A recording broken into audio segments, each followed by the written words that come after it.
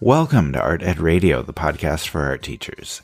This show is produced by the Art of Education, and I'm your host, Tim Bogantz.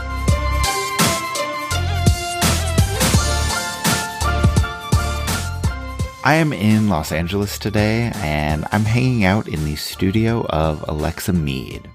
And if you know Alexa's work, you know that I'm in for a pretty cool experience today. If you don't know her work, I want you to go look it up right now, alexameade.com.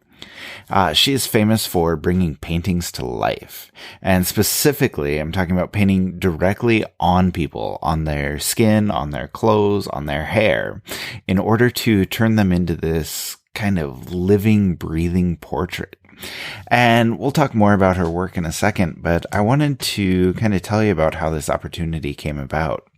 Alexa is actually going to be the featured presenter at our Art Ed Now conference in February.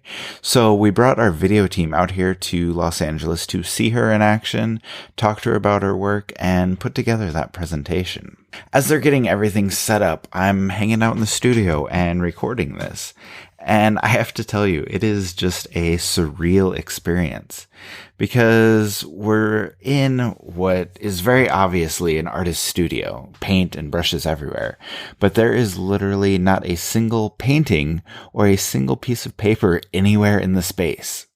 No work hanging on the walls, there's no sketchbook, there's no canvas, but every other surface is painted. Every single wall and every single piece of furniture is completely covered in acrylic.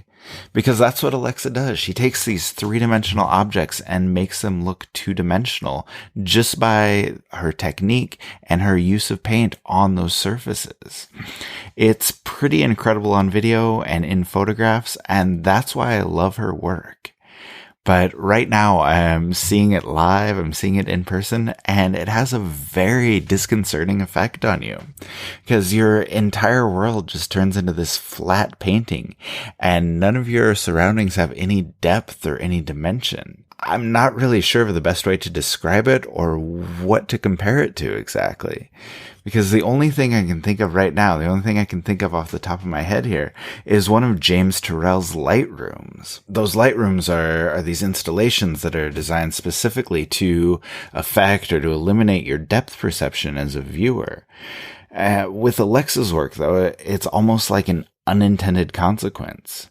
Like it's designed, of course, to turn 3 dimensions into 2 and to look good on video and look good in photos.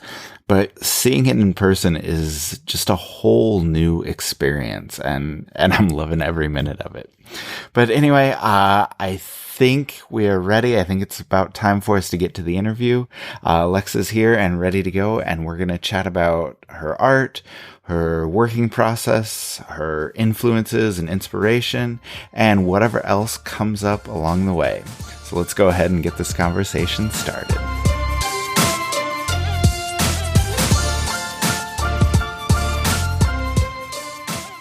All right, I'm here in Los Angeles, and Alexa Meade has been kind enough to allow me into her studio for this interview. So Alexa, thank you very much, and how are you? I'm really wonderful, and I'm so happy to welcome you into my studio. All right, thank you. It's been fantastic to kind of see what it's all about here. And I know people everywhere have seen your art. They've probably seen your TED Talk and, are very familiar with your work. But I want to ask you a little bit about, what maybe people don't know. So can you talk a little bit about, where you grew up, where you went to school, and kind of the process you went through to get to where you are as an artist? Sure. I grew up in Washington, D.C., actually in Chevy Chase, Maryland, a suburb of Washington. I went to an all-girls school for most of my education there. And I was an artsy student, liked making friendship bracelets, liked doodling in class. But I was much more interested in 5 million other subjects. And as I grew older, I got more interested in politics, probably from being in Washington, D.C. and growing up in that environment. I started interning on Capitol Hill, working for congressmen, for senators, and getting really obsessed with that whole scene. I had this feeling that that's exactly what I want to do. I know where I'm going to be, and I have this whole pathway to get there. And then after I graduated from high school, I went off to Vassar College in upstate New York. It's a small liberal arts school. And while there, I got my degree in political science. And I worked for the Obama campaign in 2008 doing press. And I was continuing on this pathway leading up to the moment to graduate from college and get a real job in politics. But during my senior year of college, I stumbled upon this idea for an art project. It was in an elective sculpture class I took. A teacher asked us what would happen if you made a sculpture of a landscape that was not a sculpture of a landscape. I don't have the wordings exactly right there, but it was something to that effect that made no sense. It was quite paradoxical. And one of the solutions that I came up with to satisfy the assignment was an idea of putting black shadows down on the ground to show where the outlines of the trees and other features were on the landscape. He didn't like that idea. He wanted me instead to find another solution to the problem. And I satisfied that problem then by making a sculpture out of cardboard that was kind of fun to put together, but it didn't set off the same sort of curious inquiry that this idea of putting paint on shadows had given me.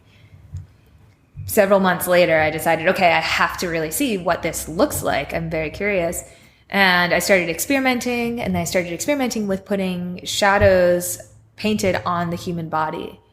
When I tried taking pictures, it looked like something was wrong with my camera, that it was broken, that these images made no sense whatsoever because my friend looked like a two-dimensional painting. I remember trying to show my professor that picture of shadows painted on human, and he was just completely disinterested. He didn't see what was so special about it. I remember one of the things he told me was, well, anyone can create that type of effect in Photoshop, so why do you need to make that in real life? I knew there was something there. I wanted to explore it, and I was just about to graduate from school. So I graduated from college. I went back home to my parents' house in Washington, D.C., and I decided that instead of getting a job in politics, a real job, that I would make my job teaching myself how to paint. And I just started practicing in my parents' basement, painting not on canvas, but painting on things like food or my hand or a pineapple, and just anything that I could find to put paint on. I was there and treating it like a really serious occupation. Nice.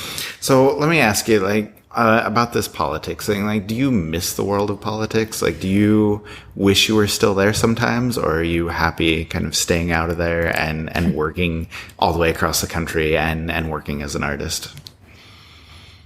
It was in around 2008 when I started feeling disillusioned with politics. I had just worked on the Obama campaign, and the campaign that I worked on won, which was really exciting. But I just felt this sense of maybe it can offer hope and change in politics, but perhaps not the type of fulfillment that I wanted in my world.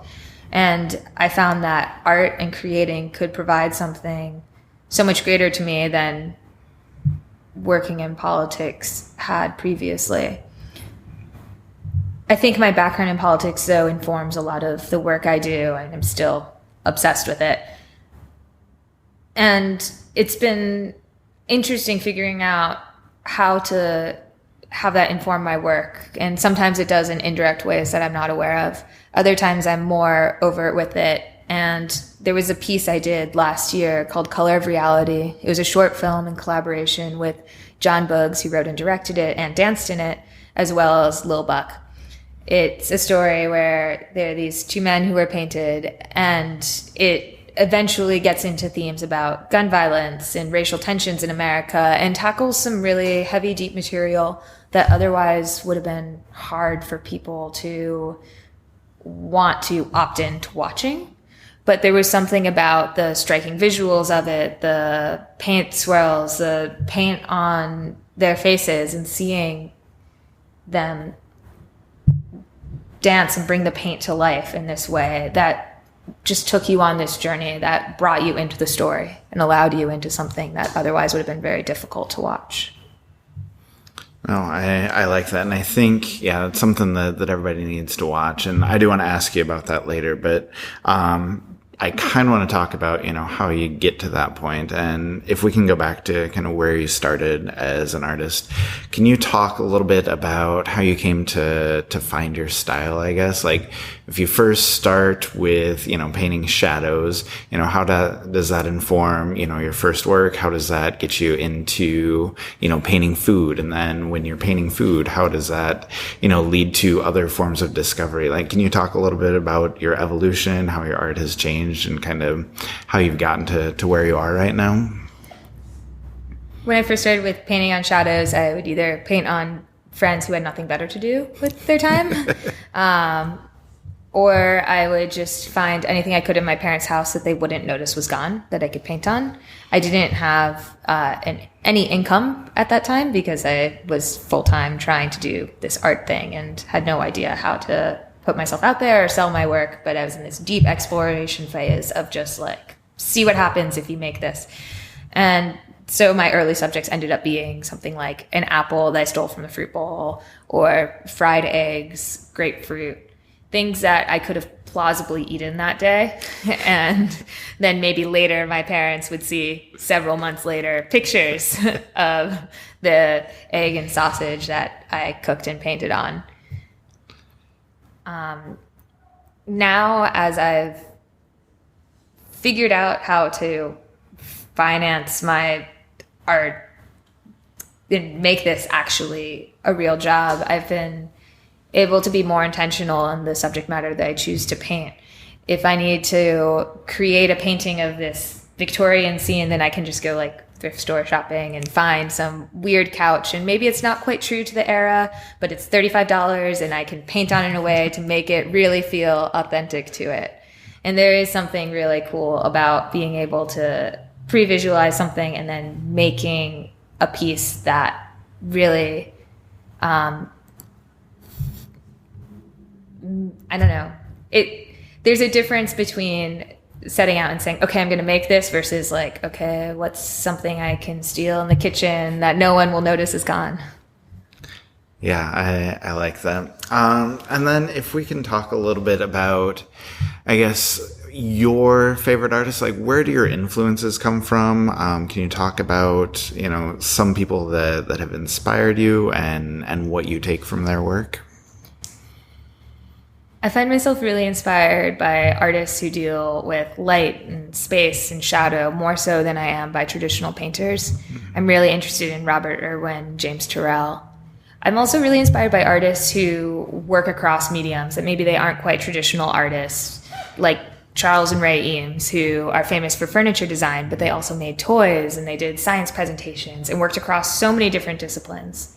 One of their sayings, which I love and hold dear, is eventually everything connects. And I see that a lot in my work. I might do some side project myself and dabbling with creating toys or turning my house into a fun house, or these weird things that are just for my private, I need to make something. And I don't expect an audience. I'm not looking to show this to people. I'm not wanting to make money off of it. I just have to create for the sake of creating. And just remembering the words of Charles and Ray Eames, that eventually everything connects, really allows me to be okay with that. Because I do find oftentimes that these personal art projects I create just because I want to make them, they do feed into my main body of work and into larger questions I'm grappling with, and that I'm subconsciously doing problem solving that I wouldn't have known I needed to do in order to get to the next phase in my artwork. And that answer maybe clues me into the answer to this one, but I want to ask you if you can just sort of walk us through like a typical day in the life of Alexa Meade. Like, are you one of those like super disciplined artists that shows up at the studio and works 9 to 5, or is it more of a when inspiration strikes, that's when I need to do my work sort of thing? I'm definitely a when inspiration strikes type person. And one thing I know about myself is that I have these spurts of maybe 2 weeks where I get highly energized and motivated to get something done. And I will set out on an ambitious project. And I know that after about 2 weeks, my interest in it will start waning. I will never be as excited to work on it ever again. So I really need to make sure that I make this a self-contained period of wrap it up, manifest, get it done, execute, ship it, get it out the door, all within that period. And there's something about that really fervent, like, I want to see this in the world. Okay, well, I have to do it now and figure out how to finish it. That allows me to actually finish things. Because if I just say like, okay, every day I'm going to work on this for 3 hours, I'll peter off. I'll just lose interest. And so instead it might just be like 12 or 16 hours a day that I'll work on something really concentrated. It's hard to predict which things will excite me. And especially if there's things that excite me that have to do with the business side or the administration of my like artwork. When inspiration for that strikes, I know I really have to seize upon it, because otherwise it's like pulling teeth. It's impossible to get me to sit down in front of a computer and do something, say like organizing my digital archives. Like I just can't do it unless I get really excited for it, and I'll just spend an entire weekend of just like renaming all my folders so they make sense. Nice. So you talk about that kind of 2-week time frame, but is that a good idea of how long it generally takes you to complete a typical work? Or can you talk a little bit about not only how long it takes, but your process of putting together the background, the scene, working with the model, and how that all goes for you? Usually when I say 2 weeks, I mean that's typical for, if just left to my own devices, that's how long it'll take for me to like get really into something and then kind of fall out of it. But that's also dependent upon external factors, like when I have to travel for my next project. And usually I don't have more than 2 weeks in Los Angeles at a time before I have to go out and paint somewhere or do something that's site specific. And so having that external deadline is really helpful in making sure I get things done. Another thing that's helpful too is scheduling in advance models that I'm going to paint. If there's someone I really want to paint, I'll probably have to, week and a half, 2 weeks in advance, set the date so that I can get them. And then I know that leading up to that point that I better have everything done and finished and ready in time. And something that's kind of cool about my work is that since it is dependent upon scheduling and a model, I have no choice but to be ready and to find the inspiration and motivation to follow through. And all of these, works that you've created, travels that you've done, all these experiences, do you have, something favorite, like a favorite work, a favorite collaboration, a favorite experience, or just, a really good story that you want to tell that comes from all of the traveling and all of the work that you do? My favorite project was a collaboration I did with performance artist Sheila Vand, where I painted on her and then she went into a bathtub filled with milk, and the paint would just bleed off of her body into these really beautiful patterns. And part of when we started doing that together, it was because she had a really great bathtub in her house. And we were like, how do we make art around this bathtub? And we didn't think necessarily that it would take the form of paint. We were looking at totally other options. Like, what if we got like water balloons that we submerged underwater and popped them, and just did all these fun experiments. And then we realized that just something as simple as bringing the paint into a substance like milk could completely transform it. And we got so excited by this process that we decided, okay, we need to scale up. We need something bigger than a bathtub. So we got a swimming pool, an inflatable swimming pool, but I think it was 13 feet long. So that took a lot of milk, and we had to get a warehouse to put that in part because the milk started getting really stinky and no one wants that much milk laying out in a pool in their personal home. That project was so much fun because it was completely unexpected. We couldn't Google it, Sheila tried Googling one time, what happens if you get too much milk in your ears? And we unfortunately couldn't find answers to that question. And so just doing projects like that where it's like, okay, this is crazy and I don't know what I'm doing. I really like those opportunities to not know what I'm doing. That's cool. No, I like that a lot. And you talked a little bit earlier about your Color of Reality project where, you're working with these movement artists and creating this film. Is that something that you'd like to do more of, just dealing with time as an element or incorporating more movement into your work?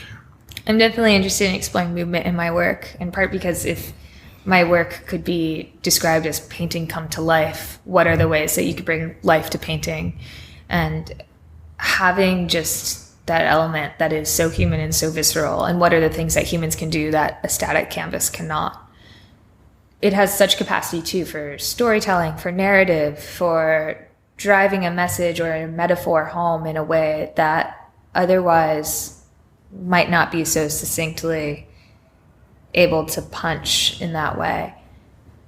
And just figuring out what stories can be told through the medium of my artwork that couldn't be told in any other way.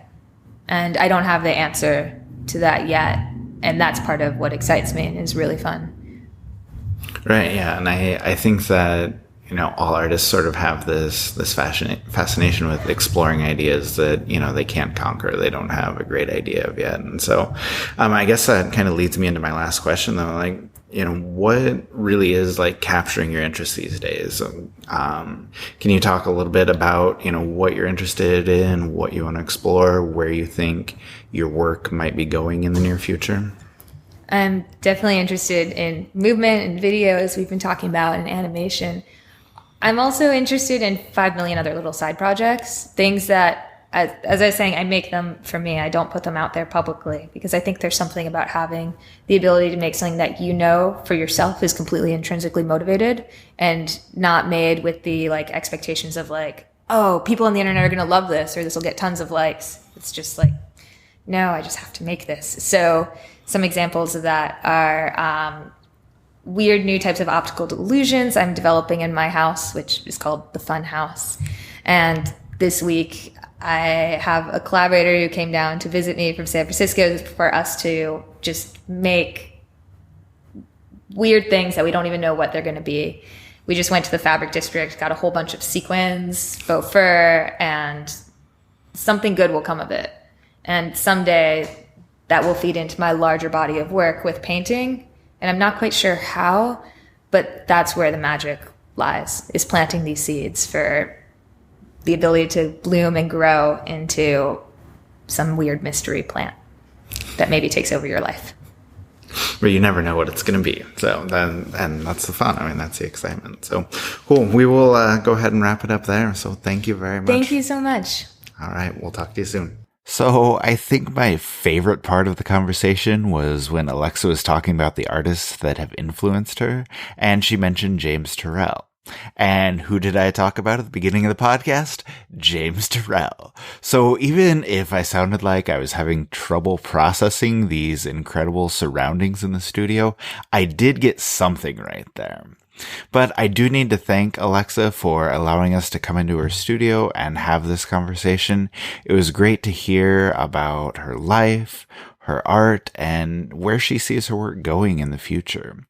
What I really loved more than anything is listening to her talk about how new ideas still get her excited and how she's fascinated by the exploration and the process of art making. Most importantly, I think it's fascinating to listen to how she can just create without worrying about the end product. Because, like she said, it all comes together in the end. And if we as teachers can learn that lesson and pass that lesson along to our kids, we are all going to be much better off.